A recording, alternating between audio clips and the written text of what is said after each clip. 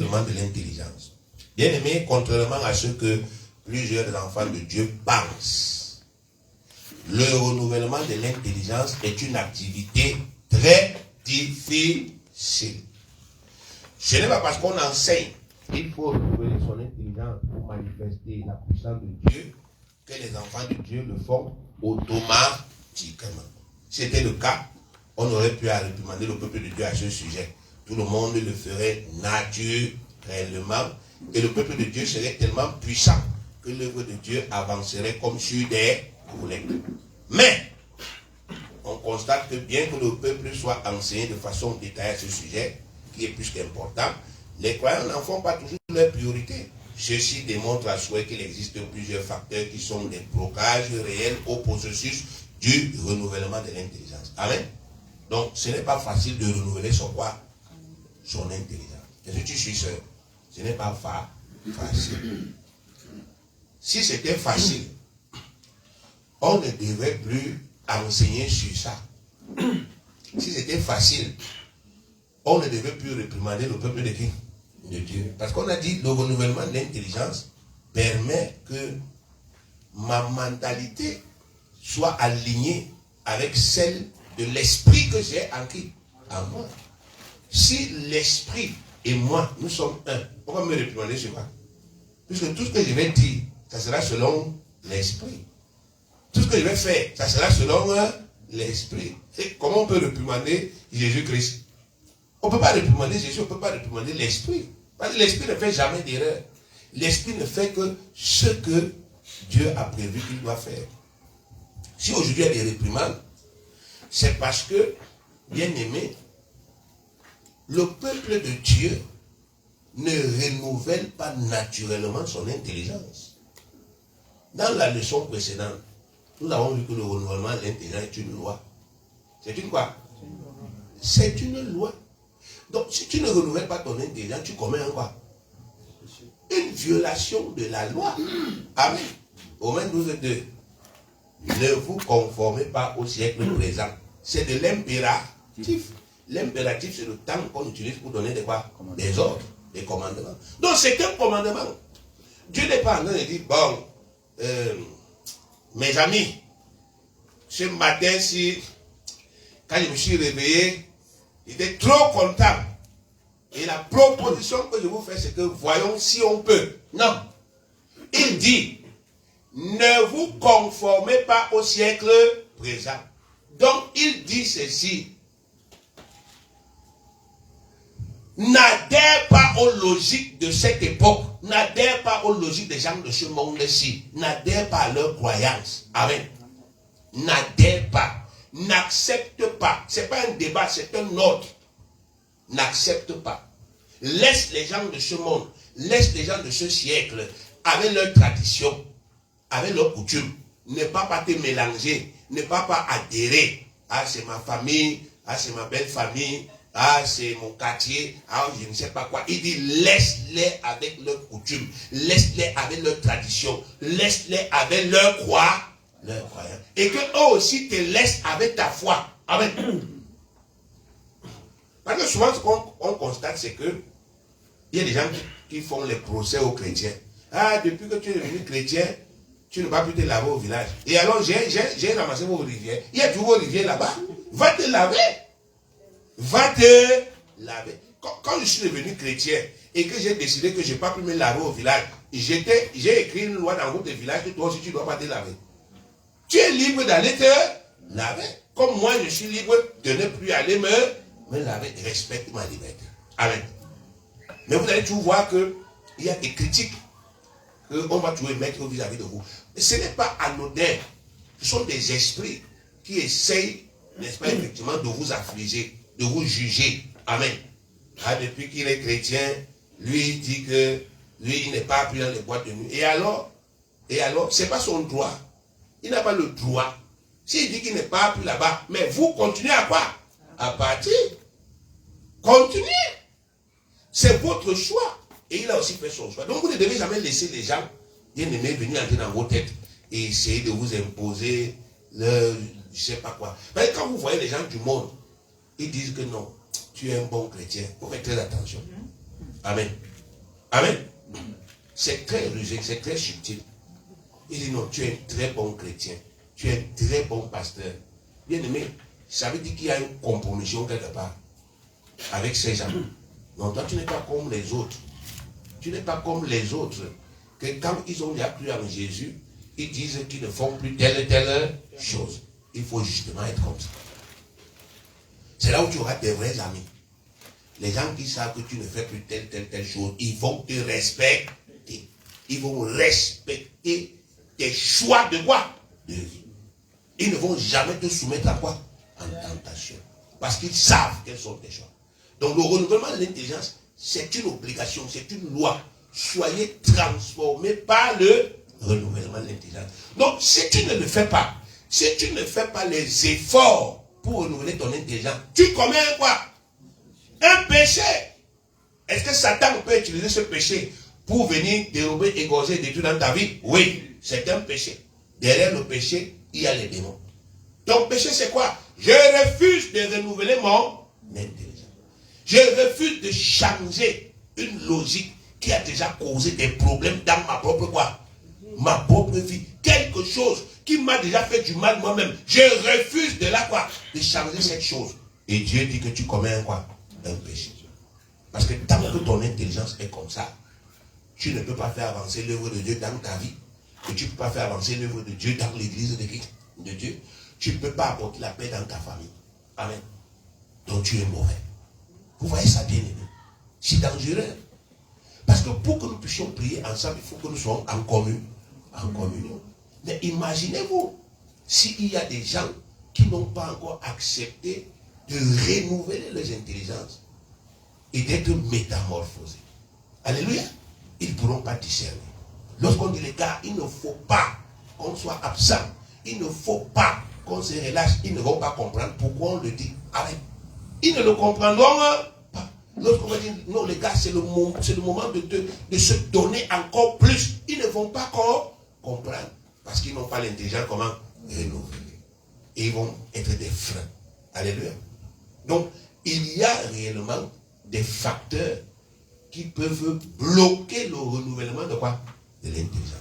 Il y a des facteurs qui peuvent t'empêcher de renouveler quoi? Ton intelligence. Amen. Des facteurs qui peuvent agir sur ta volonté.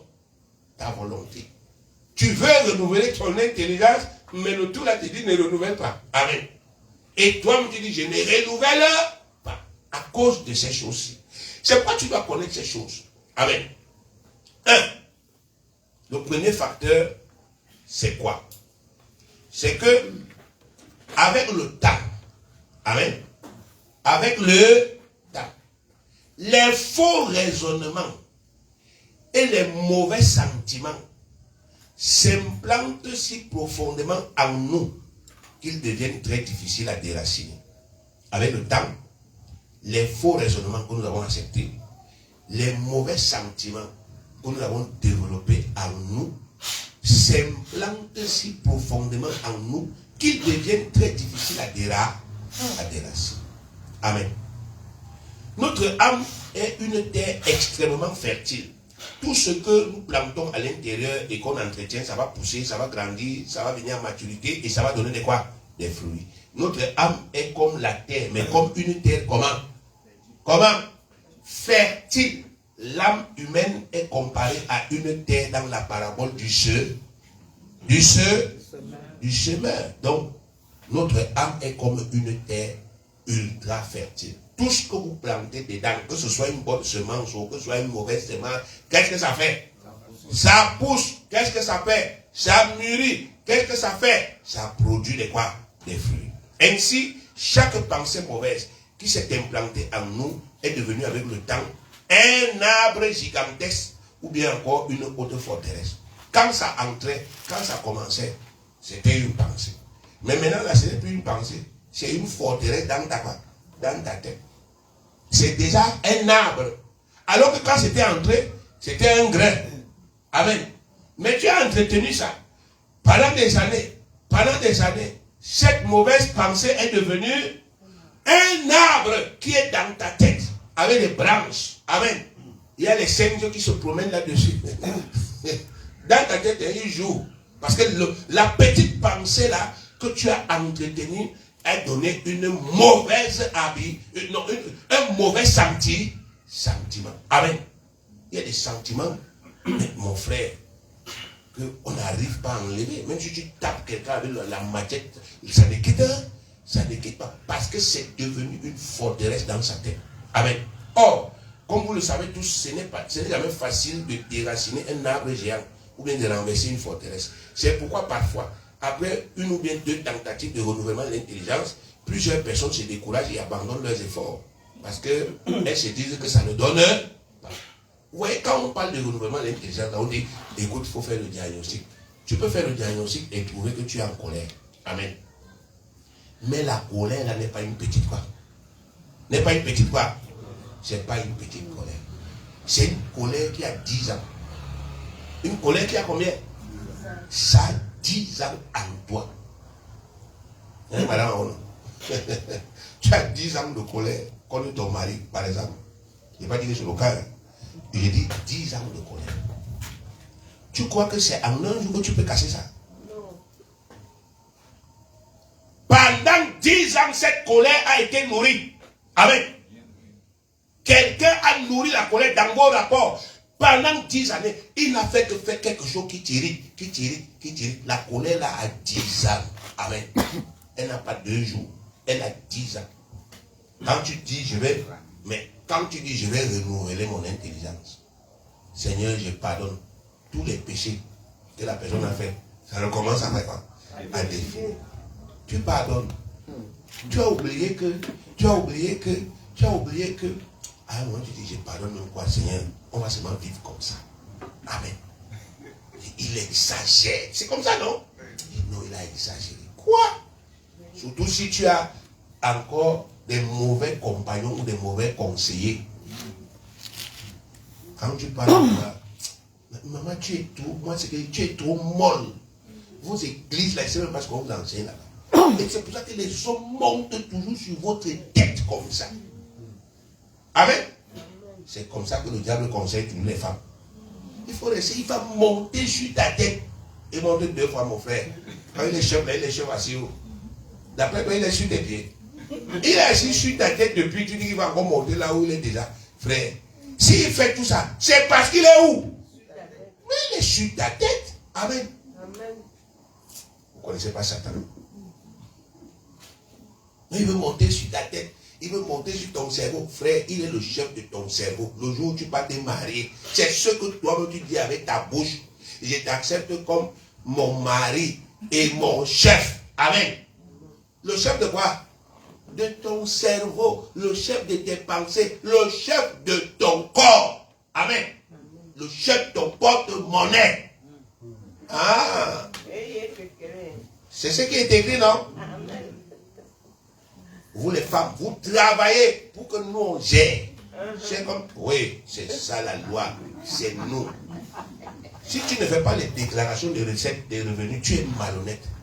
Amen. Tu es une femme comment? Malhonnête. Malou. Ou bien tu es une femme incrédule. Amen. C'est la vérité. Donc vous voyez qu'il y a des mauvais sentiments qui ont mis beaucoup de temps en vie. En nous.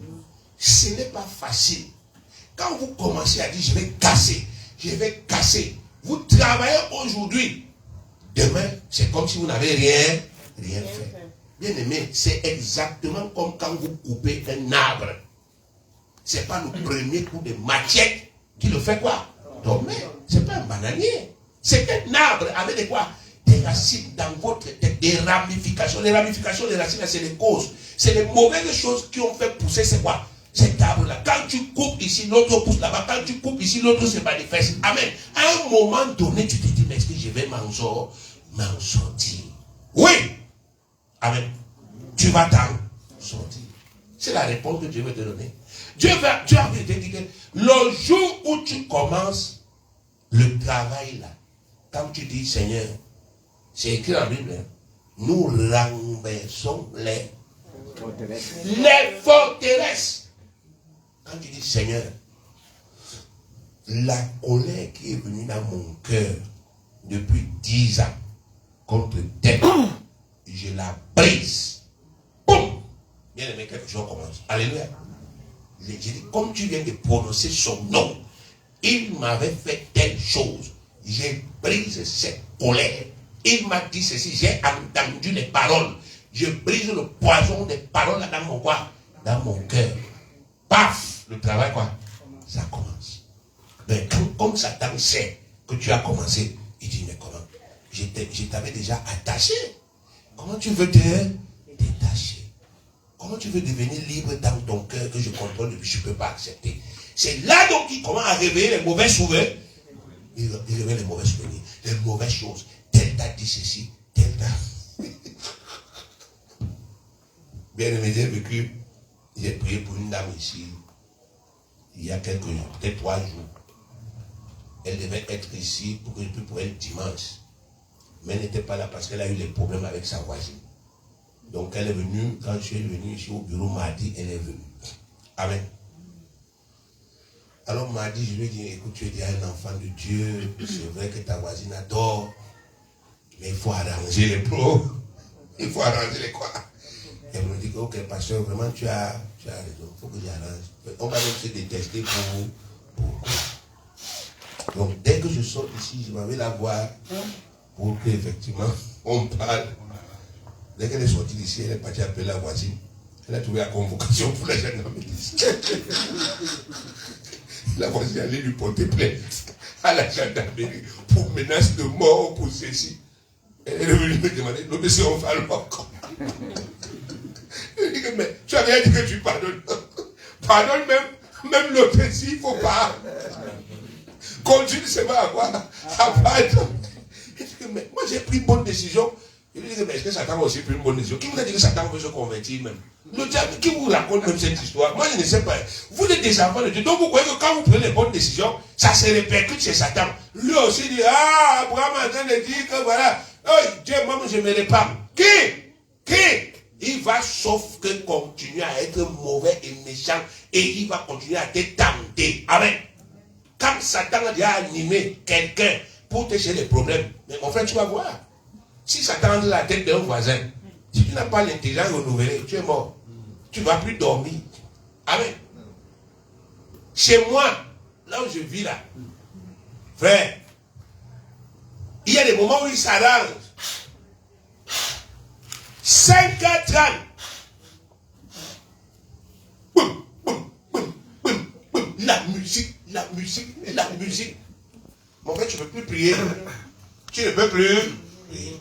Ton cœur, sors, va leur parler. Il dit non. La musique, si j'aime ça. Satan, j'aime ça. Dis-lui d'augmenter le quoi. Amen. Il augmente le volume. Je vais parler en langue au rythme de ça quoi.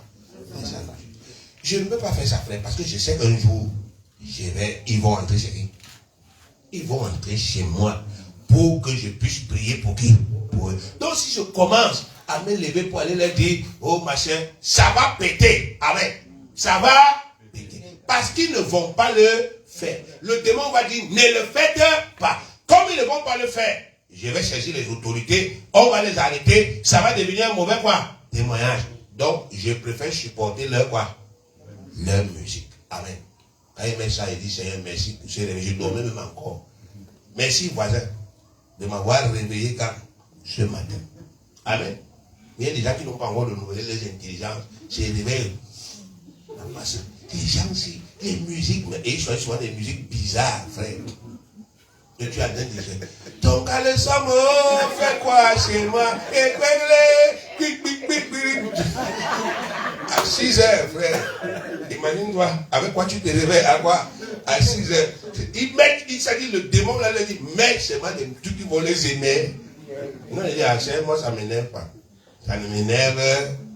Amen. Donc, ce que vous devez comprendre, c'est ça. Quand vous initiez cette démarche, l'ennemi qui vous a longtemps tenu, quand vous avez dit, Seigneur, je sors de la tristesse, vous savez que la tristesse se construit pendant des années. Satan vous attriste pendant des quoi? Des années. Il fait des choses qui ne font que vous rendre comment? Triste. Donc, parfois, quand tu vois ta tristesse, là, ça a 15 ans. Ça a 25 ans. Tu crois que c'est une petite tristesse. Mais c'est quand tu vas commencer à la casser que tu vas te rendre compte que c'est une grosse quoi? Tristesse que je porte en qui? En moi. Donc, ça nécessite plus de quoi? De travail. Amen. La peur, même chose. Pas tu crois que c'est une petite peur. C'est une grosse peur comment? Comme ça. Donc, Satan prend le temps de construire en nous, bien aimés, les mauvais sentiments.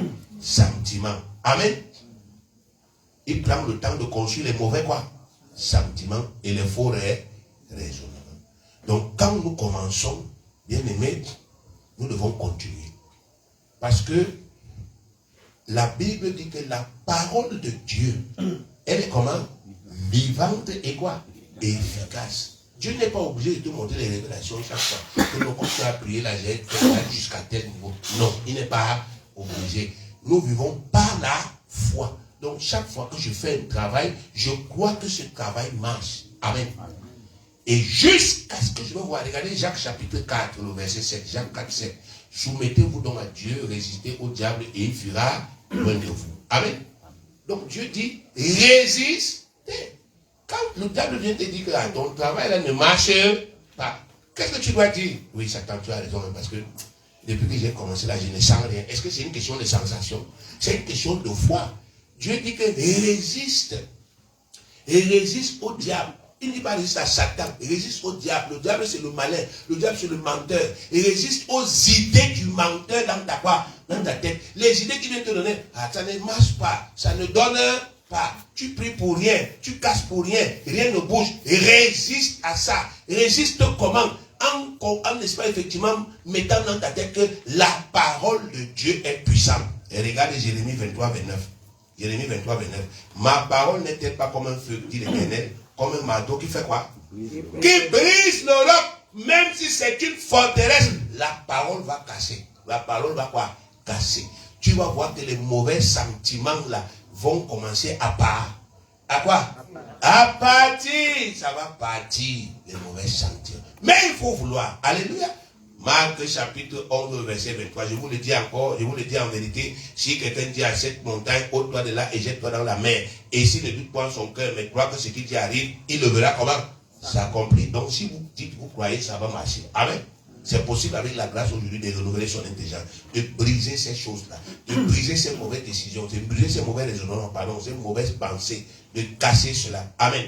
Donc vous devez prendre aujourd'hui la décision de travailler. Hébreux 4, 12, car la parole de Dieu est vivante et efficace, plus tranchante qu'une épée quelconque à deux tranchants, pénétrant jusqu'à partager âme et esprit, jointure et moelle, elle juge les sentiments et les pensées du cœur.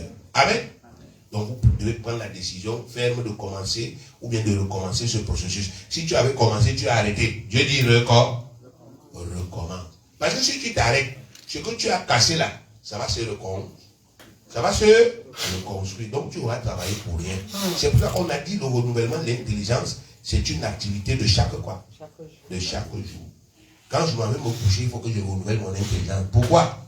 Parce que pendant toute la journée, j'ai écouté beaucoup de choses, j'ai vécu des choses. Il y a des choses mauvaises que j'ai entendues, des choses mauvaises que j'ai vécues. Je ne peux pas aller me coucher sans renouveler mon quoi? Mon intérêt. Sans traiter ça. Seigneur, aujourd'hui, le frère m'a encore insulté. Amen. Il ne peut pas aller dormir avec quoi? Avec ça. Parce que je ne sais pas quel type de cauchemar ça va me faire la nuit. Je lui pardonne au nom de qui? De Jésus. La sœur m'a encore fait comme ça. C'est aujourd'hui, j'ai encore été tellement frustré. Ça a été une journée comment? Frustrante. Une journée humiliante. On m'a fait telle chose. J'ai encore vécu tel problème. Père, je ne peux pas dormir avec tout ça. Il faut que j'évacue tout ça. Parce que si je garde ça, ça va travailler dans ma tête. Ça va construire quelque chose de négatif. Donc, je dois évacuer avant de me coucher. Quand je me réveille, même chose. Seigneur, à chaque jour suffit ça quoi? Ça peine. Aujourd'hui, ce n'est pas hier. Amen. Vous savez, bien aimé, quand je prie pour mon repas du matin, si c'est la nourriture d'hier, amen, que je mange le matin, moi j'ai ma manière de prier et je parle à la nourriture, tu es la nourriture d'aujourd'hui. Comprends comme je te dis là. Dans l'esprit, c'est que tu es les restes d'hier. Moi je te dis que tu n'es pas les restes de quand? Hier. Tu es ma nourriture de quand? D'aujourd'hui. Donc, comporte-toi comme tel. Nourriture de quand? D'aujourd'hui. satisfait mon corps comme la nourriture des carnes d'aujourd'hui. Puisque c'est Dieu qui t'a permis d'exister. Alléluia. Vous savez, dernièrement, on a préparé le riz à la sauce d'arachide. Alors, n'est-ce pas, effectivement, les patrons que j'ai là. Non, c'est moi, on a servi. Amen. Quelqu'un mange 2 cuillères, il a mélangé, hein. Il a mélangé avec la sauce. Il mange 2 cuillères, il enlève la viande, il court, il part déposer. Amen. Non, je n'ai pas parlé. Je savais que ça c'est Satan. Amen. Je n'ai pas parlé. Amen. Quand ils sont partis dormir, j'ai ramassé tout ça. J'ai mis dans ma marmite. J'ai réchauffé. Amen.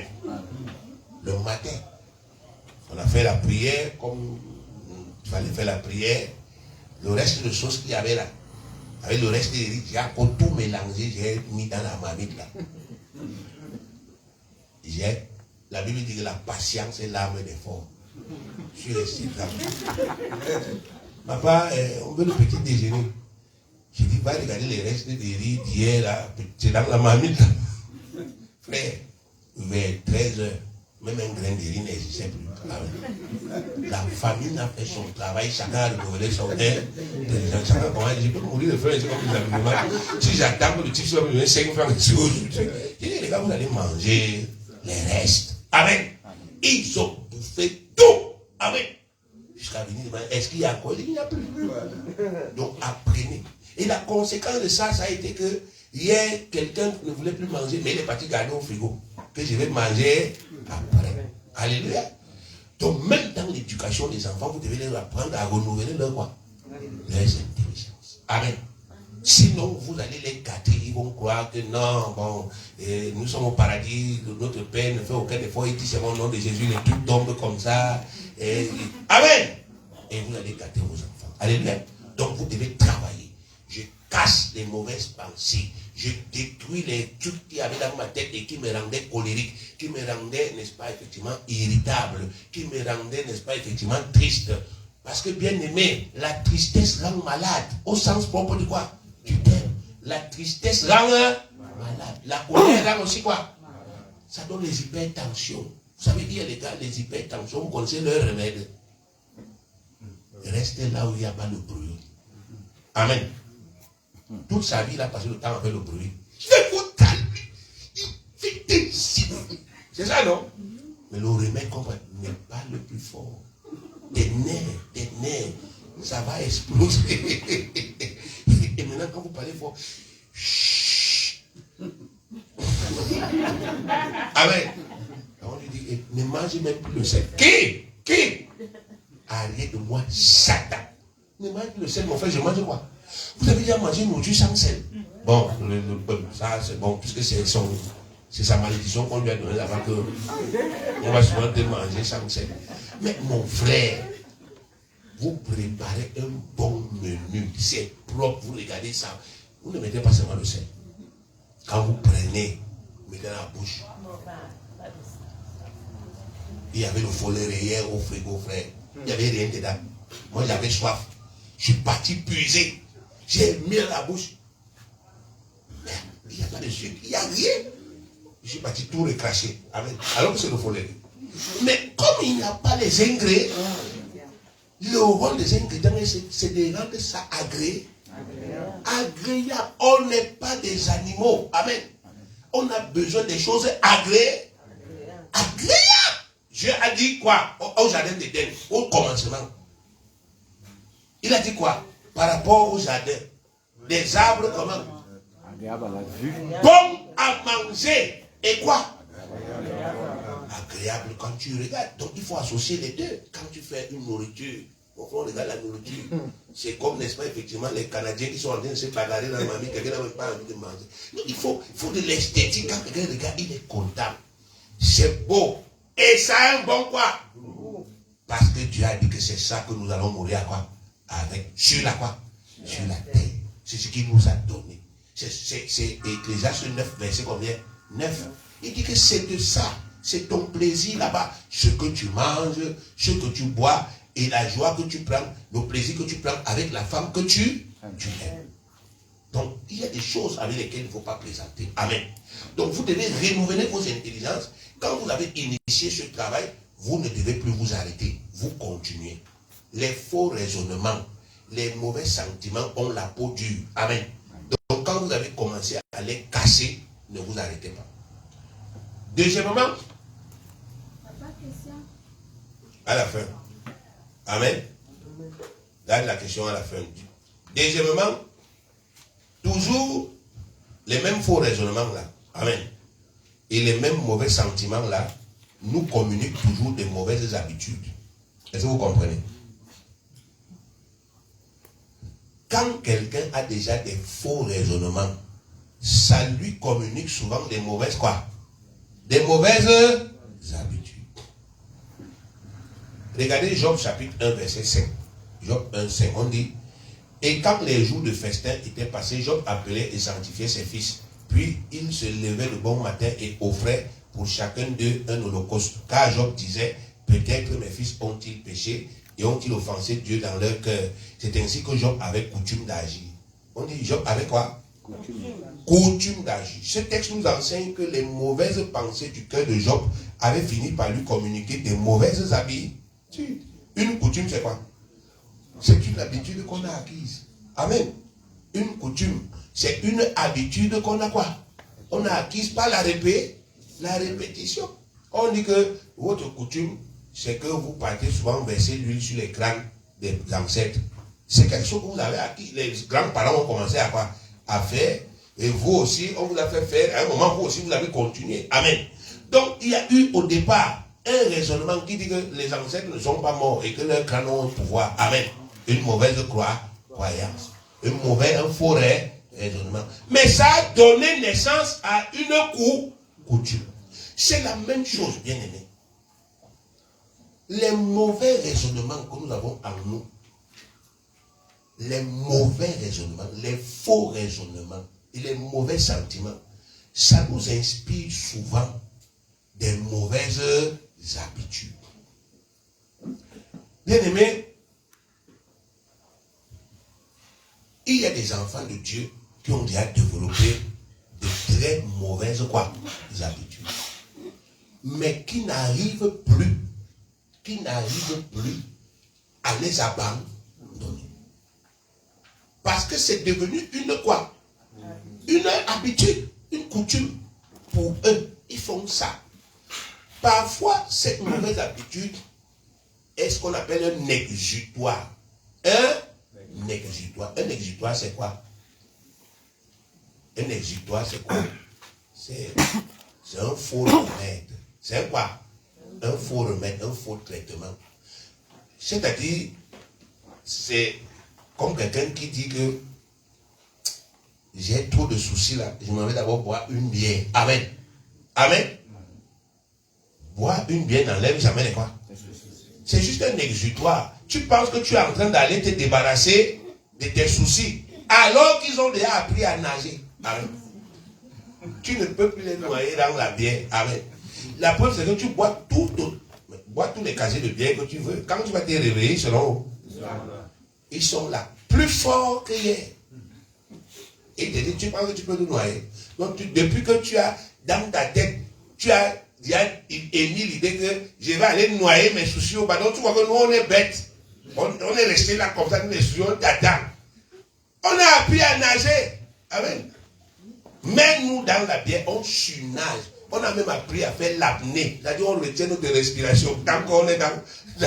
Donc, il y a des mauvaises habitudes comme ça. Amen. Boire le vin. Amen. Sortir pour aller boire. Sortir. Il y a des gens qui vivent comme ça. Amen. Ils sortent tout le temps. Ils partent boire. Quand vous leur demandez, mais pourquoi, ils disent, ah, c'est ça qui me déstresse.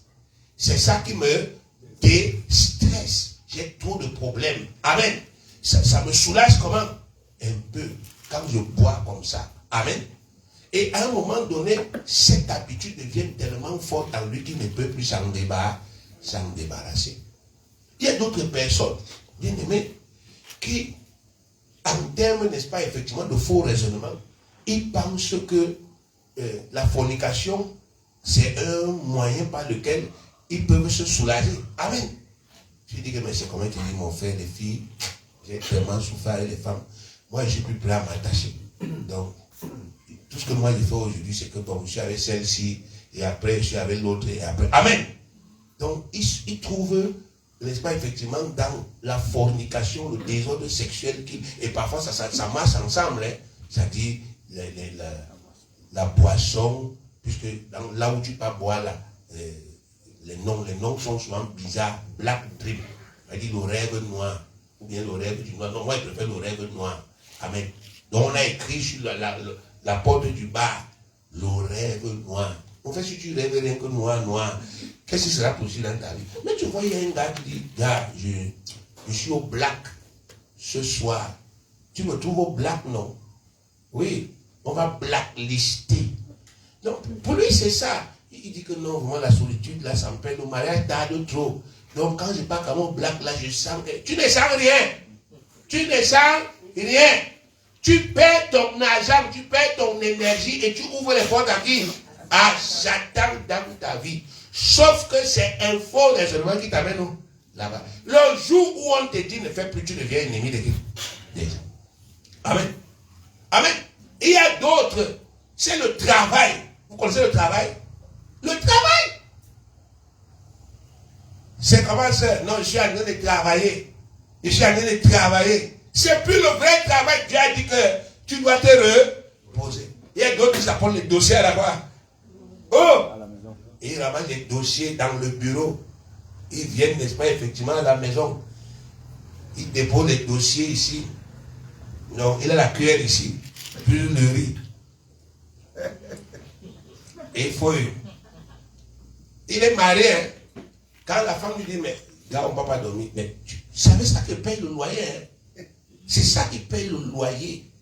Et quand c'est la femme, il dit, mais tu as dit que je dois t'aider, non? C'est ici qu'on va me donner l'argent. En réalité, son travail, c'est un exutoire. Donc, c'est comme un faux remède que quelqu'un utilise pour essayer de compenser tous les problèmes qu'il a dans sa quoi? Dans sa vie. Bien aimé, si vous arrivez à ce niveau, où vous avez développé ces mauvaises habitudes, faites très attention. Il y en a qui se donnent même à la drogue. À la quoi? À la drogue. Parce que pendant qu'ils se droguent, le petit espace pendant lequel ils se droguent, les choses sont belles. Amen.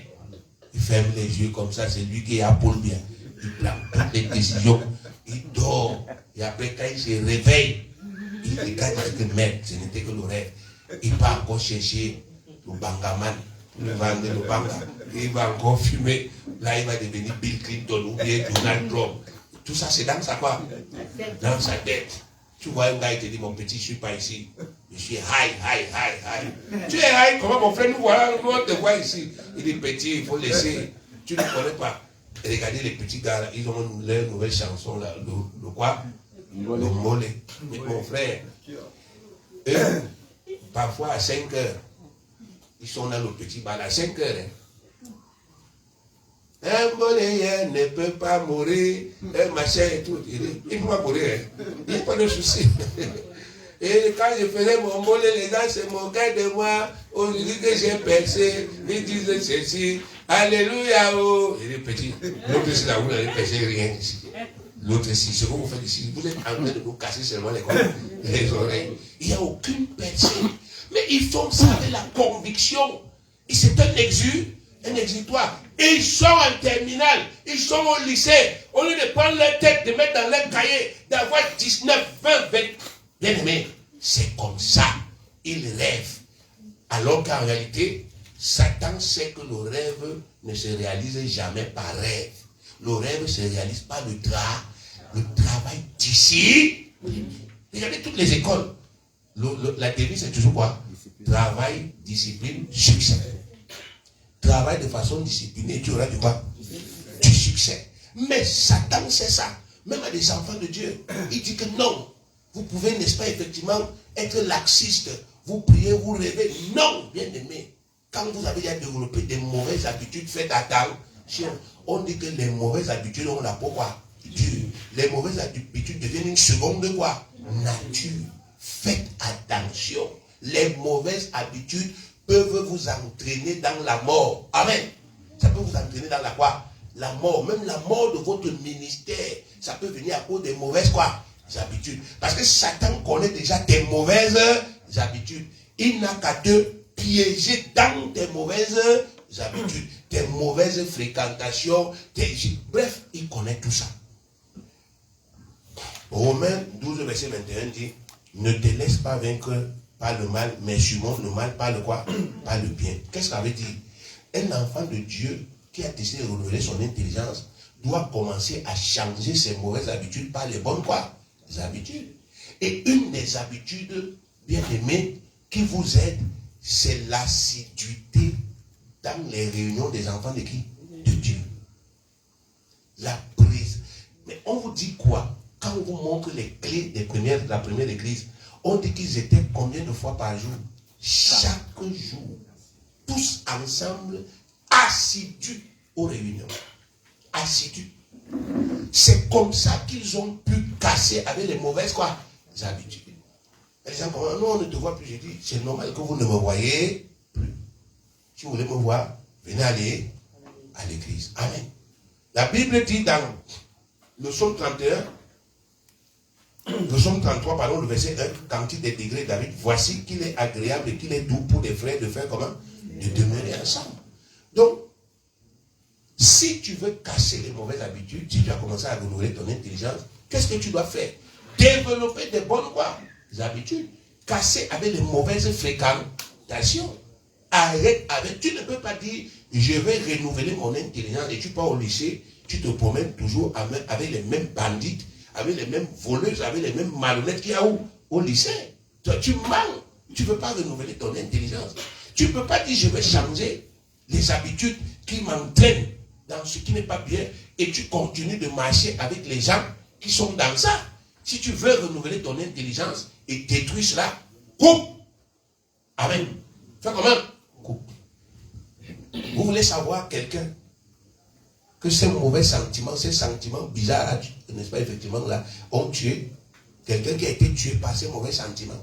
Quelqu'un qui a tout perdu à cause de ça. Quelqu'un qui a tout perdu parce qu'il n'a pas pu se séparer. Allez voir Jonathan, le fils du roi Saül. La révélation est sortie, disant à lui, ton père va mourir, David sera roi, et tu seras son second. Amen. Jonathan n'a jamais été le second de qui? De David. Son père est mort, David a pris le trône, mais David a trouvé que lui-même était déjà mort. Pourquoi? À cause de son attachement à son père. Amen. Son père avait déjà péché contre qui? Contre Dieu. Son père avait régné Dieu. Son père avait refusé Dieu, pardon. Il avait refusé les ordres de Dieu. Et le prophète Samuel avait déjà prononcé que Dieu te rejette. Dieu avait déjà abandonné Saül. Mais Jonathan est resté avec son père que Dieu a abandonné. En sachant que Dieu l'a déjà abandonné. On lui dit à son père, papa, avec tout l'amour que j'ai pour toi, je ne peux pas te suivre. Je préfère aller rester avec le roi là où il est à Moscou, là-bas. Amen. S'il partait là-bas, il se séparait de son père, il partait trouver David, il n'allait pas se retrouver en guerre avec qui? Avec son père.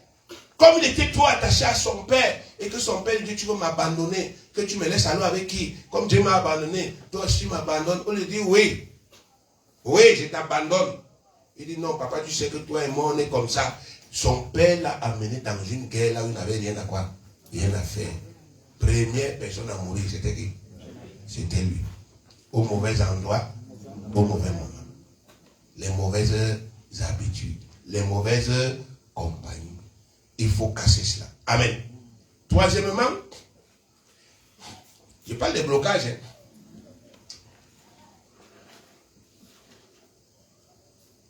Certains péchés nous dominent volontairement parce que nous les aimons. Amen. Certains péchés nous dominent volontairement parce que nous aimons ces péchés. Amen. Amen. Est-ce que tu me suis? Il y a des péchés que nous aimons pratiquer.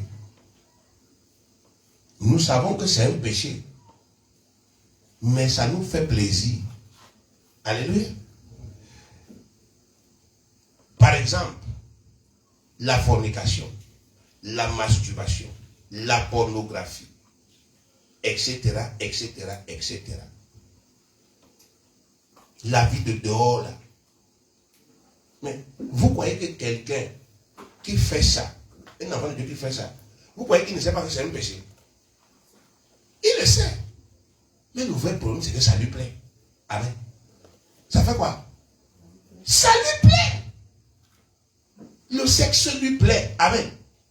Mais vous lui parlez là, quand vous lui parlez, il dit, toi tu ne connais pas. Il te regarde comme ça. Tu es en train de parler à une seule jeune fille, tu dis que non, il faut arrêter de dire, le petit gars, tu ne connais pas ce que le gars là me fait souvent. Même comme c'est la fornication, Dieu va me comprendre. Donc il dit que Dieu va comprendre. Le plaisir qu'il y a là-bas, non. Le gars là, amen. Ça lui plaît. Mais mon frère, tu vas faire comment quand quelque chose plaît à... Ça lui plaît. Mais c'est mauvais. Mais ça lui plaît. Vous n'avez jamais vu des trucs pareils? Vous n'avez pas vu le fiancé que la fille de Doudou a amené à la maison? Le gars, il s'est assis, il a les locks comme ça, et il fume le banga, et puis Doudou est devant lui que... Bon, et tous les gars qu'il y a dehors, c'est seulement le gars ici, et le gars dit, répète, tu es un bon gars, la fille là, elle donne. Et Doudou met les mains sur la voie. Il a essayé de convaincre sa fille. Sa fille dit qu'il me plaît. Amen. Il fait quoi? Il me plaît. Donc, il y a certains péchés qui dominent parce que ça te plaît. C'est pourquoi ce n'est pas toi qui tombes. C'est pas tu ne tombes pas. Tu es déjà dedans. Non, je suis encore, tu n'es pas tombé. Tu habites dedans. Amen. Tu n'es jamais parti nulle part. Tu es là. Non, je voudrais... Je ne sais même plus comment faire. Tu manques. Ça te plaît. Et puisque ça te plaît, tu ne veux pas chasser ça. Amen. Tu ne veux pas faire quoi? Chasser. Tu ne veux pas chasser. Parce que ça te plaît. Quand tu as déjà envie de chasser, Satan dit, le plaisir, si tu veux, je vais encore voir le mois-ci. Au nom de Jésus, tu appelles Jésus dans les trucs là. Tu crois que Jésus peut te comprendre. Amen. Il ne peut pas te comprendre. Donc il y a des péchés, bien aimés, qui nous plaisent. Parce que ça procure un plaisir. Et la fornication est à quoi? Est en tête de ces péchés. L'ivrognerie, c'est la même quoi? C'est la même chose. C'est parce que ça plaît. Ça te plaît. Tu prends un plaisir. Amen.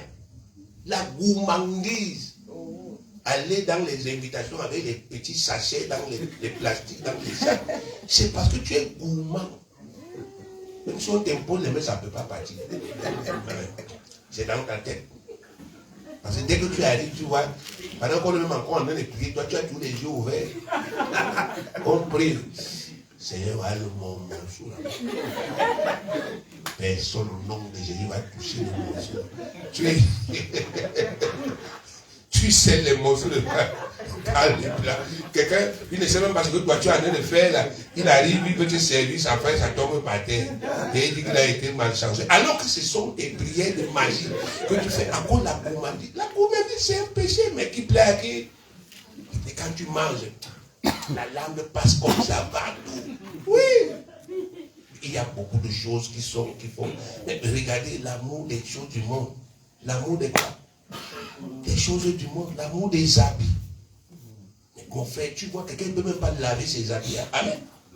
Mais il a comme ça, il ne fait qu'acheter. Acheter. La Bible dit que non, si ton frère n'a pas la vie, il faut lui donner. Il dit que non, il ne peut pas donner un autre si c'est parce que c'est la tante de mon oncle paternel, du côté maternel qui m'avait donné. Un attachement aux habits. Amen. Et l'idolâtrie des habits là est là. Wow. Pendant ce temps, il y a une soeur. Soeur, il faut prier. Toi, tu n'as pas des habits, pourquoi? Il faut beaucoup prier. Tu vois comment moi j'ai prié? Regarde. Amen. L'amour des choses matérielles. Les choses là nous donnent un plaisir. Amen. ça nous donne du plaisir. Et on s'attache à ça. On n'a pas envie de s'en séparer. Même quand on essaye de nous dire c'est pas toi, nous on tourne comme ça parce que ça nous donne du plaisir. Il y a des avantages matériels que certains péchés nous donnent. Amen. Les avantages quoi? Matériels. Vous voyez une sœur qu'on a placée dans un poste de corruption. Amen. Allez lui dire que c'est la corruption. Ah, quelle corruption. C'est Dieu lui-même qui m'a dit que je vais te placer là où le lait, le quoi, et le miel. Mon frère, le lait, le miel, c'est la qualité si à tout ça Dieu est au courant. Et d'abord, je paye même la dîme. Ah! Avec l'argent de la quoi? La corruption. Tu travailles en route. 500. Est-ce que c'est moi qui demande? Même quand ils savent déjà, va demander comme t'enlèves en route. Amen. Moi, j'étais chef de poste. J'étais le premier chef de poste de, vous appelez ça quoi là? La prévention routière à Belamo. Amen. Premier chef de poste. Donc j'ai quitté ici chaque jour pour aller travailler là-bas. Même au moment où tu ne fais rien, tu te couches, les voitures passent, les camions savent que je dois donner 2000. Les voitures savent que... Amen. C'est comme ça. Un jour, n'est-ce pas, effectivement, mon chef ici à Bête doit envoyer son secrétaire pour que je dois lui faire le compte rendu. Le compte rendu là, c'est que chaque vendredi, tu dois payer 10 000. Amen. Moi, j'ai pris le big, le papier, je lui ai fait le compte rendu. J'ai écrit le compte. Écoutez, il y a la circulation n'était pas trop dense cette semaine. Il y a les camions de telle société qui sont entrés, voilà les infractions qu'on a relevées. Quand je lui ai remis, il me dit, mais Abraham, ça c'est quel compte rendu? On dit, mais le compte rendu c'est 10 000. Il prend les 10 000 là. Oh. Il dit, mais les gars ne donnent rien ici. Il dit, mais si tu veux que je prenne l'argent, dis au patron qu'il écrive ça sur le papier. Il m'envoie, moi je ne vais pas lui donner 10 000, moi je vais lui donner souvent 20. Il m'écrit seulement sur le papier que je dois prendre quoi? Ici. Ça devient officiel. Vous allez voir, vous allez donner 10 000. J'ai un papier qui me dit que je dois prendre l'argent. Qui va traverser ici? Même le préfet va payer ici. Il est rentré le jour là, il a seulement secoué la tête. Et on m'a enlevé là-bas. Amen. On m'a affecté à la météo. Vous connaissez où je trouve le bureau de la météo là? Ici au Carrefour, les châteaux là. Tout un bureau, même le chef, mon chef lui-même il était à la prévention. Donc le chef service de la météo, lui il travaille à la prévention. Moi je suis seul dans le bureau de la météo. Que j'ai appris la météo, on me dit allez regarder, s'il a plu, je dis ah, vous allez aller faire ça vous-même. Je sais que je vais vous compter, je vais vous regarder la pluviométrie là, comment. Moi j'ai resté moi ma chose à faire. Donc je prends le téléphone. J'appelle les patients au téléphone, j'appelle les gens à qui je prêche l'évangile. Comme il y avait le téléphone là-bas, la ligne fixe là, je cause avec toi, je te prêche, je t'amène à nouvelle naissance, je profite, je fais mes enseignements, ainsi de suite, je rentre chez moi. Amen. Donc, mais vous allez vous rendre compte que il y a des enfants de Dieu, quand ils sont dans des postes pareils, ils ne peuvent pas quitter. Amen. Ils sont déjà corrompus. Ils sont comment? Corrompus. Ils sont corrompus par ce qu'ils reçoivent où? Là-bas. Ça les a déjà corrompus. Et c'est mauvais, bien aimé. C'est comment? C'est mauvais. Parce que c'est un bien mal quoi? Acquis. Et ça ne peut pas t'apporter de bénédiction. Ça te donne seulement une satisfaction. Par exemple, quand on travaille à la prévention, mon frère, quand tu rentres même avec cet âge, qu'est-ce que tu fais avec? Je n'étais pas marié avec. Tu rentres, effectivement, tu viens trouver les gars au quartier, tu leur donnes une bière, tout ça finit là. Et tu te dis que demain, je vais encore partir. Après ça, vous savez où j'ai travaillé? Vous savez où j'ai encore travaillé? J'ai travaillé à la Sonnette, contrôleur des fraudes. Contrôleur de quoi? Les fraudes à l'électricité ici. Dans tout Belgique. J'ai marché à pied, frère. Parce que c'était un travail pratique. Les électriciens, on les appelle comment? Les releveurs, qui connaissent tous les quartiers là. C'était avec eux que j'ai travaillé. Dès que la date est passée, on fait sortir les listes des gens qu'on doit couper. Mon frère, j'ai marché. Ces gars-là m'ont corrompu. Amen. Et je vous dis qu'ils m'ont corrompu, frère. Le matin, quand on se retrouve au bureau pour descendre sur le terrain, ils m'amènent au bouillon. Amen. Ils me donnent un bon bouillon, je mange. Le matin, je dis non, chef, il faut prendre quelque chose. C'est nous qui payons. Ils ont déjà fait tout leur business au quartier là-bas, frère. Je cherche un compteur, on tourne comme ça. Je ne vois pas. Et je vais inventer, frère. Je vais inventer. C'est eux qui doivent montrer le compteur si c'est ici. Ils me font traverser au bas. J'ai travaillé un jour en Gaïkada. J'ai marché dans tout Gaïkada, frère. Jusqu'à. J'ai dit que mais les compteurs s'ils sont hauts, les gars font quoi? Quand ils savent que tu n'as pas payé, ils viennent prendre l'argent comment? Derrière. Et quand moi je viens, on me dit au bureau, il faut aller couper là-bas, là-bas, là-bas. C'est eux qui connaissent, non? Ils me jonglent sur le terrain complet.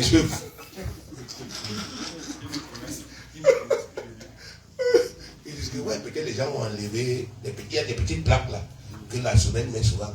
Ah, peut-être ils ont enlevé ça. On va seulement dire au chef qu'on n'a pas trouvé. Alors que les gars, ils font leur business dedans. Amen. Après, ils me disent, mais chef, comment on va... Regarde une famille comme ça, ils n'ont même rien. Comment on va encore leur... Je dis, mais vous avez même raison. Que la sonnette nous donne d'abord combien? Mais vous avez même raison. C'est comme ça. Non, dites-lui qu'il nous donne ce qu'il a. Amen. Moi, je suis devenu le chef frère dans cette histoire. Que maintenant, quand tu sors, tu fais des budgets. Tu sais que pourquoi on va sortir, quand on travaille en ville là-bas, il y a des boulangeries, leurs factures, c'est pas souvent petit. Amen. C'est beaucoup, ils ont 300, 400 000. Mon ami, non, je veux un moratoire. J'étais dans le moratoire, on se connaît où. Je suis venu couper. Non, il y a des trucs là, on doit faire le pain. Je dis, je m'en fous. Je m'en fous. Frère, c'est pas que je m'en fous. Je fais monter les enchères. Amen. Je vais comme ça, il dit que non, c'est grave. Comme il sait qu'il doit payer 400 000. Il parlait plein de mettre 30 000, il vient faire comment? Donne. Fil en aiguille, tu commences à manger l'argent de quoi? La corruption. Pour quitter là. Amen. Tu n'as pas l'intelligence renouvelée. Tu ne peux pas partir. Alléluia. Mais, comme nous on a la parole de Dieu, à un moment, Dieu te dit, mais mon fils, que tu fais même dans ce genre de quoi? De choses. S'il ne peut pas te muter, quitte. Et c'est comme ça que je suis parti. Amen. Tu as abandonné toutes ces choses-là. Donc, moi, quand je te prêche l'évangile, je te prêche toujours avec les faits, avec les exemples. Tu vas voir que cet argent ne te servira jamais à quoi? À quelque chose. C'est un argent maudit. Tu prends cet argent-là, tu mets dans une affaire, tu vas voir ce qui va se passer dans ta quoi? Dans ta vie. Regardez ceux qui sont à la police. Ils font les cotisations avec l'argent qu'ils arrachent aux gens en route. Amen. Ceux qui sont à la gendarmerie, même chose. Vous voyez un petit routier, il a une grosse voiture. Donc, quand il vient pour faire son contrôle, lui, il gare la voiture. Hein. Tu vois, il gare parfois la voiture qui dépasse même pour les usagers. C'est l'argent. L'argent, regardez, le pont bascule. Le pont quoi? Bascule. Là, le paysage, là. Mais regardez les gars qui travaillent là-bas. Mais mon frère, il y a un jeune gars du quartier que je connais, il travaille au travail public. Le jour où on l'a envoyé là-bas, frère, il est déjà comme ça, il est déjà comme mon double. Amen. L'argent. Mais cet argent est un argent maudit. Amen. Même si on ne t'arrête jamais. Ce qui va se passer aujourd'hui dans ta vie, c'est que tu vas payer plus que quoi? Plus que ça. Amen.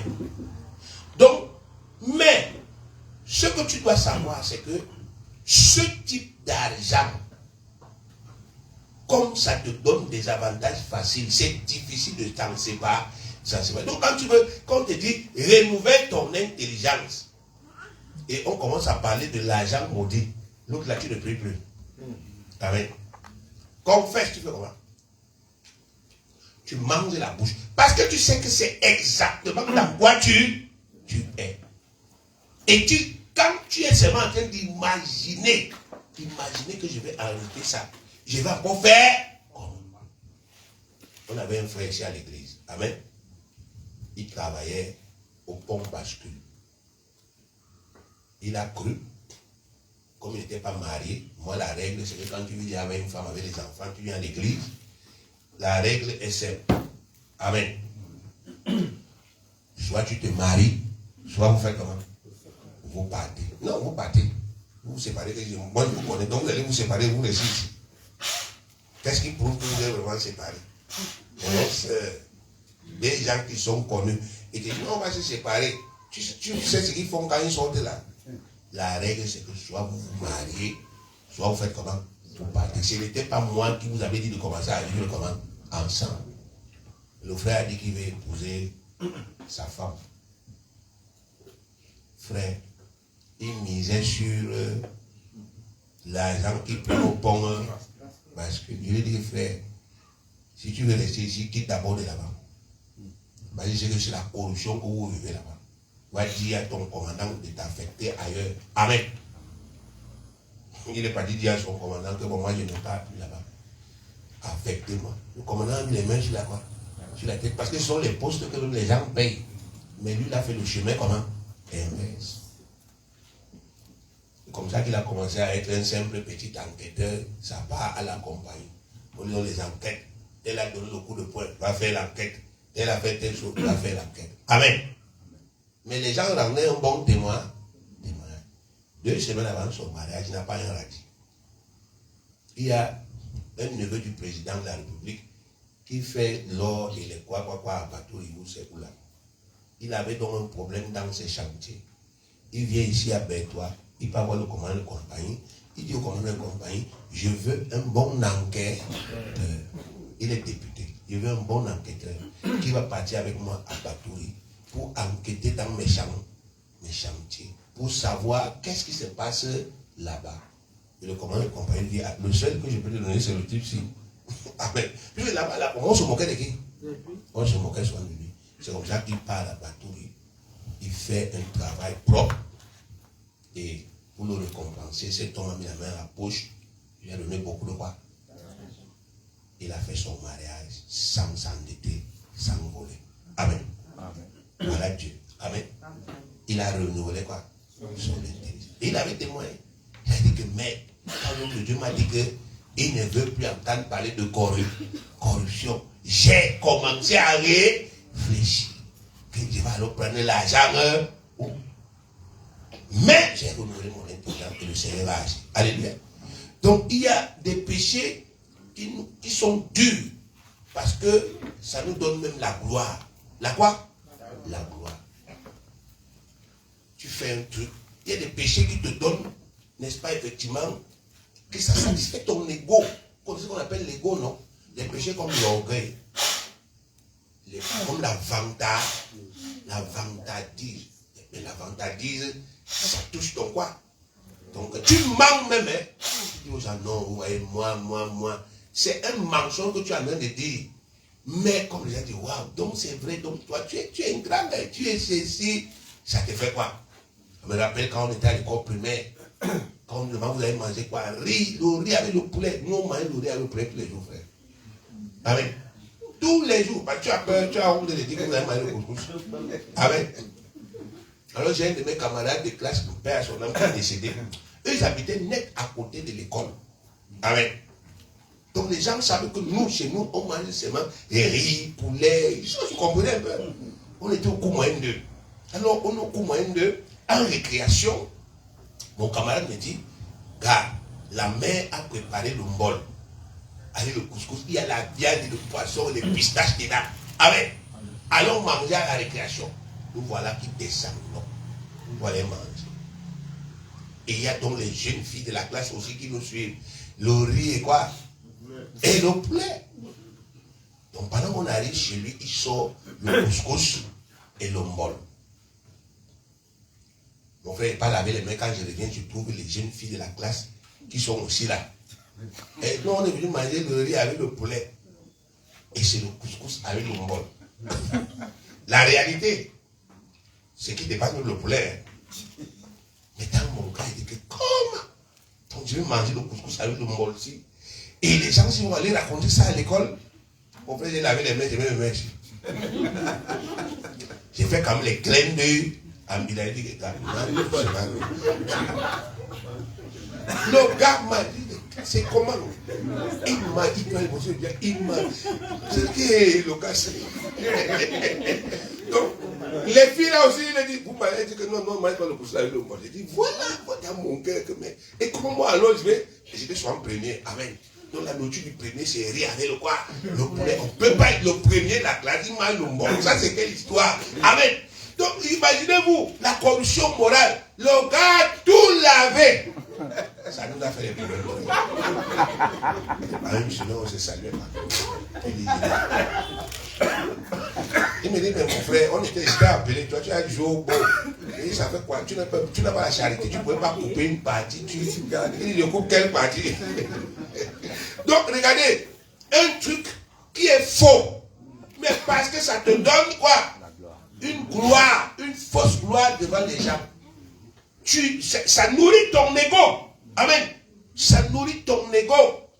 Quand tu arrives à l'école, il y a des gars qui disent non, la fille, elle n'est pas comme les autres filles. C'est une fille top. Tu marches aussi comme ça. Comme ça, fait comme ça. Alors qu'en réalité, non, c'est une fille. C'est sûr que chez elle, elle a sa chambre. Elle dort sur le étage, frère. À la maison là-bas. Son petit frère pisse même souvent en haut. Ça tombe en bas. Mais quand elle arrive à l'école, elle fait comme si la vantardise et tout, pour qu'on doit dire, ça c'est un péché, un défaut que toi-même tu n'es pas prêt à te séparer de quoi? De ça. Parce que ça te donne un avantage. Les yeux de qui? Frère, c'est pour cela que tu peux voir. L'autre jour, je suis sorti, ma bouche est coupée. Est-ce que tu vois, je suis rentré? Je suis resté dehors avec. Je marche avec cette bouche comme ça, je rentre. Parce qu'il faut éviter tout ce qui est capable de te donner un égo surdimensionné. Quand on commence à te dire, il y a des moments, je prends ma culotte, je pars au marché. Je pars où?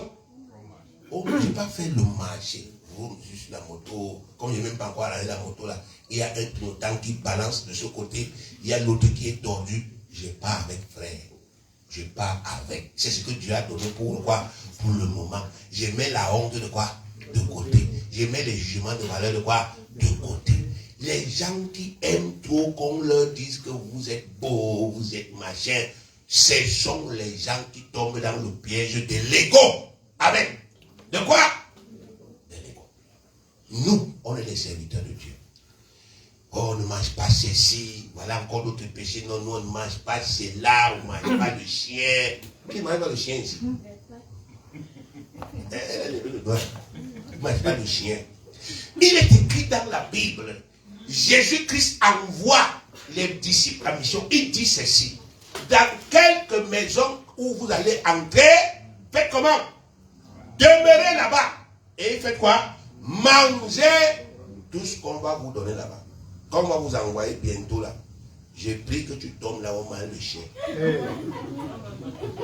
Mais Jésus a dit que quand vous entrez dans une maison, mangez ce qu'on prépare où? Là-bas.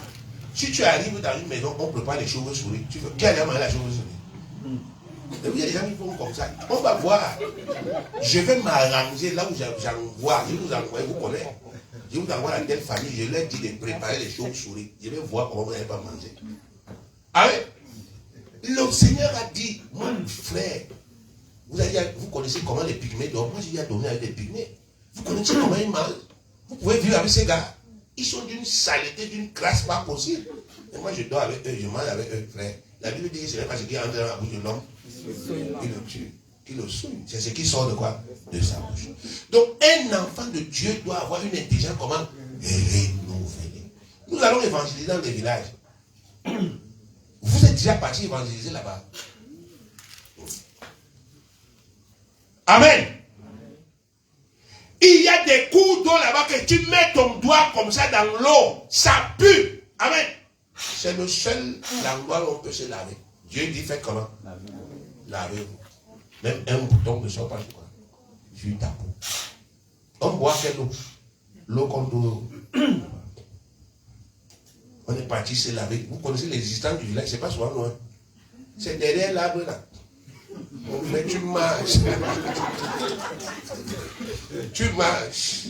Il dit, tu marches. On est arrivé à un endroit là, on partait se laver. On disait aux soeurs d'aller se laver à gauche.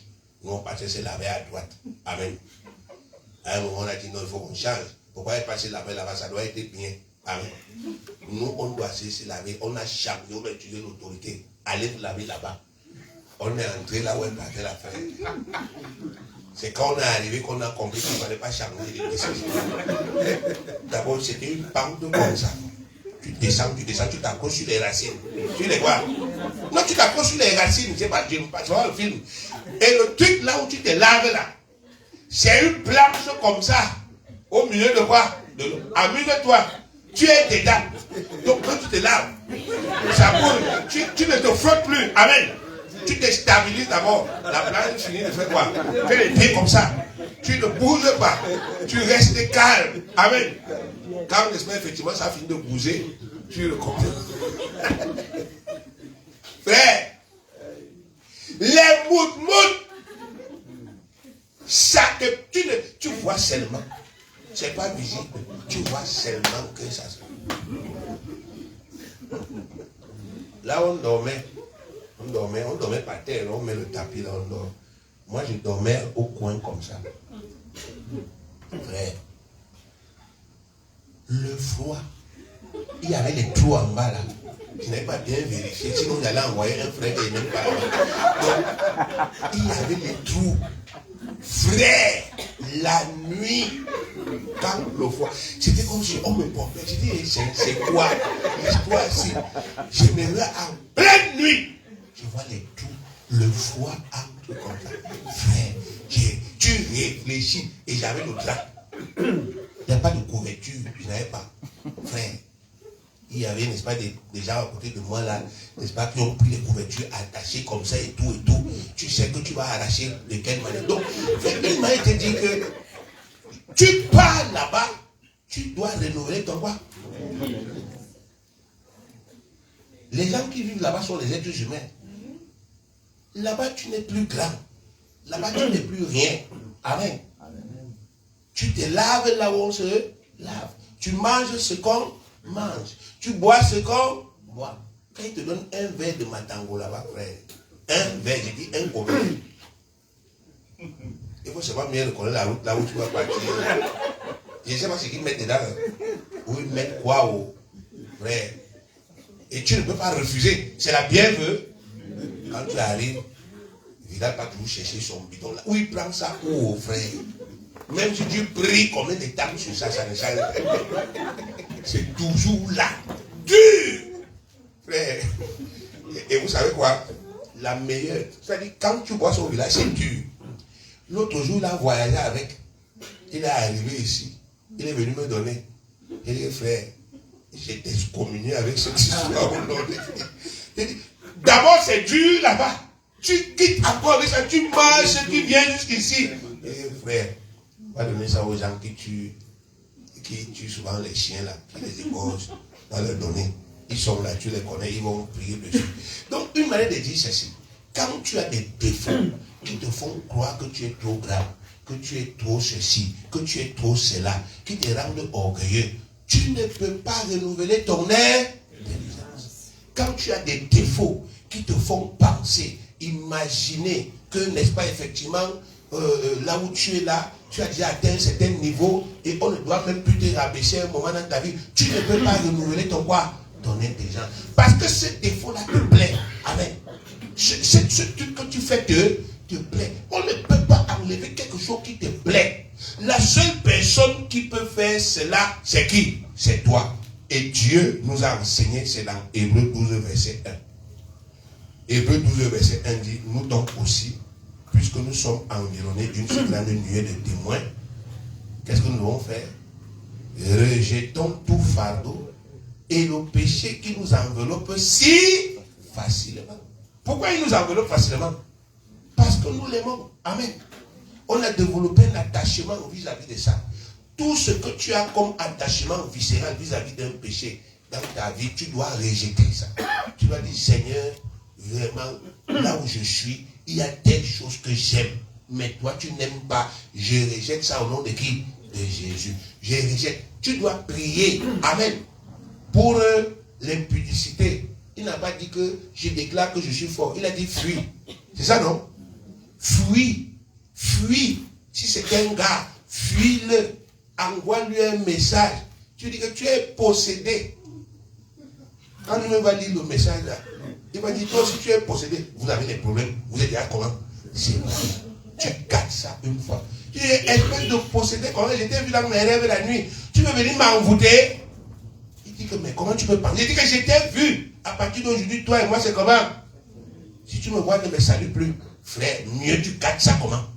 Comme ça. tant que tu vas commencer, non, je vais aller lui dire ça à minuit demain, on va prier ensemble, tu vas nous dire comment tu vas revenir. Amen. Tu coupes ça une fois. Dieu dit de faire comment? Et rejeter. Et Seigneur, ce n'est pas rejeter un jour, hein. Et rejeter chaque quoi? Chaque jour. Papa, je rejette ça. Au nom de qui? De Jésus. Vous savez, il y a un moment de ma vie, avant que je sois marié, frère, moi, quand 22h est arrivé, c'est là où je sortais. 22h. Quand 22h sonne, c'est là où moi je sors. Je rentre à 6h du matin. Donc ma nuit, c'était la journée. Et ma journée, c'était la quoi? La nuit. Donc tu viens chez moi, tu viens me chercher à 22h, que tu vas me trouver, que tu m'as... Qu'est-ce qui s'est passé? J'avais un amour effréné pour les habits, pour les chaussures. Amen. J'achetais les chaussures. Même si je ne porte pas, j'aligne ça comme ça, ciré, propre. J'étais pas à l'époque. Vous imaginez, tu achètes une chaussure, 60 000. Aujourd'hui, ce sont les chaussures qui te coûtent 120, 150 quoi. 150 000. Dès qu'une chaussure sort, on dit c'est une Stanford. Maf. C'est ça que je n'ai pas cherché. Croco, c'est ça que tu portes. Les costumes. Amen. Un jour, Dieu m'a parlé. Abraham, si tu cirais ta foi, comme tu scies tes chaussures, c'est que tu es loin. J'ai ri. Amen. La nuit là, je suis encore sorti à 22h comme d'habitude. Un gars est venu me voler tout. Il a tout volé. Il a cassé la porte de la chambre. Il a volé toutes les chaussures. Il a volé tous mes habits. Amen. Quand il m'a laissé seulement ce que j'avais au corps. Amen. Et dans ma sortie nocturne, là, je suis tombé dans une bagarre. Quelqu'un m'a déchiré les quoi? Les habits. Donc mon frère, quand je suis rentré, je n'avais plus quoi? Rien. Donc le matin, j'étais assis. J'étais assis calmement. Donc les gens qui ont su que j'avais deuil, ils sont venus au deuil. Mais ils me trouvent calme. Ouais, comment le gars là a pu te faire? Arrête, moi Satan. Il m'a sauvé. Il m'a quoi? Il m'a sauvé. Le sport, le football que vous voyez, frère, j'avais les journaux, je suis entré dans ma chambre, les journaux de football, la taille ici. J'ai des journaux là où j'ai les photos des joueurs. Les quoi? Les photos des joueurs. Je connais son nom, je connais le nom de son père, le nom de sa mère, sa date de quoi? De naissance, toutes ses équipes, son salaire, tout. J'ai les cartes là comme ça. Quand les gens discutaient au quartier, quand ils discutent, ils ont des problèmes, ils viennent chez qui? Chez moi. Je leur explique. Mon frère, quand Dieu m'a dit Abraham, c'est quelle passion ça? Je me suis levé en pleine nuit. J'ai ramassé toutes ces choses-là. Amen. Je suis allé balancer ça. Jusqu'à aujourd'hui. Il y a des choses qui sont des passions parce que nous aimons quoi? On aime ces choses. Et ça devient des pièges, on ne peut plus s'en séparer. Mais regardez les gens qui sont passionnés des matchs de football. Regardez-les. Il y a culte à 15h, il y a match à 15h. Il ne vient pas. Il ne vient pas. Son cœur est dans le match. Ronaldo, qui ne le connaît même pas. Hein? Il va nous jamais rien lui donner. Jésus-Christ qui est là-bas, qui peut lui donner la vie. Ah, frère, Jésus va me comprendre. Ouais, le match de demain, tu sais que. Amen. Les gars organisent même dans le monde, là, les gars organisent, quand on se retrouve à telle heure, ils achètent 3, 4, 5 poulets, ils achètent des bouteilles de whisky, ils laissent leur femme à la maison, ils prennent l'argent des rations, ils partent mettre là-bas avec les copains, les copines, ils voient le quoi? Le match. Quand toi, la femme, tu sais, mais mon gars, ah voilà alors, vos églises, quand vous partez à l'église, moi je ne vous dérange pas. Ça aussi, c'est mon hobby ici. Comme c'est. Amen. L'intelligence n'est pas quoi? Renouvelée. Et ça crée des problèmes. Donc Dieu dit que lorsque tu te retrouves dans une situation où il y a quelque chose dans ta vie que tu aimes, mais c'est mauvais, même un homme. Amen. Tu peux aimer un homme qui n'est pas ton homme. Amen. Tu dois faire comment? Rejeter. Tu peux aimer une femme qui n'est pas ta femme. Tu peux te sentir attiré par une femme qui n'est pas ta quoi? Ta femme. C'est un démon. C'est un.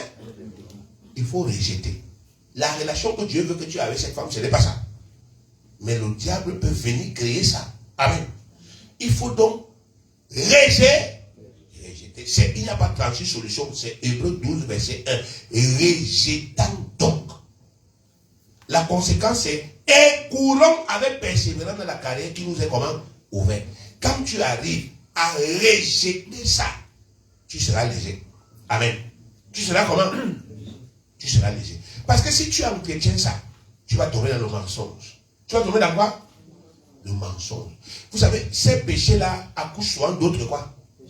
D'autres péchés. C'est lui qui est au départ, mais il va te faire pécher d'une autre quoi? Manière. Donc la seule manière de ne pas se laisser prendre dans cet imbroglio, c'est de le rejeter. Même si ça te plaît, il faut faire un sacrifice. Amen. Les sacrifices, c'est pas seulement que tu vas donner l'argent. Il faut aussi sacrifier ces choses-là qui te plaisent, qui sont bien pour toi, mais qui ne sont pas d'accord avec la volonté de qui? De Dieu. Il faut les sacrifier. Il faut les prendre, tu les mets sur l'autel de la croix, tu dis je vous sacrifie. Au nom de qui? De Jésus. Et tu vas voir comment est-ce que tu seras léger. Si tu veux les entretenir, bien aimé, ces choses vont te séparer de ton Seigneur. Amen. Que Dieu te bénisse. Voilà. Est-ce que tu peux acclamer pour le Seigneur? La parole de Dieu est effectivement. Amen. Oui, question.